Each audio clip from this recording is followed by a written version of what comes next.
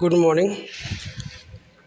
আপনারা দেখতে পাচ্ছেন এখানে একটা পিলার আছে, এই যে পিলার, তার মাঝখানে একটা গ্যাপিং করে গাঁথনি করা আছে। এখান থেকে ম্যাক্সিমাম 1.5 ফুট আছে। তো এটা পিলার থেকে এক্সট্রা 1.5 ফুট ছাদটা বাড়ানো হয়েছে। তো আমি এক্ষেত্রে এটা সাজেস্ট করবো, যারা যারা ঘর বানাবেন, এটা কিন্তু ফ্ল্যাট হচ্ছে, তো ফ্ল্যাটটা একটু বিক্রি করবে, যার জন্য এই গাঁথনিটা এবং ছাদ একদম ফ্রেশ বরাবর নিয়েছে।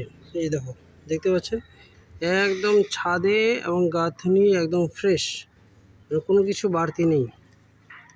ভবিষ্যতে যদি ছাদটা ড্যামেজ করে বা ওয়াল ড্যামেজ করে, তো জল কিন্তু লিকেজ করবে। হ্যাঁ, তো আমি সাজেস্ট করবো যারা যারা গাঁথনি করবে, ছাদ থেকে অন্তত 4 ইঞ্চি ভিতরে গাঁথনি নিলে বেশ সাপোর্ট থাকে, ভালো থাকে। এটা যেহেতু ফ্ল্যাট বিক্রি করবে, যার জন্য এটাও জায়গা ছাড়েনি, কারণ এটা স্কোয়ার ফিট হিসেবে বিক্রি হয়। তো সেক্ষেত্রে এটা ওর সুবিধার জন্য স্পেস বেশি পাবে, যার জন্য। যদি ভালো লাগে অবশ্যই সাবস্ক্রাইব করবেন।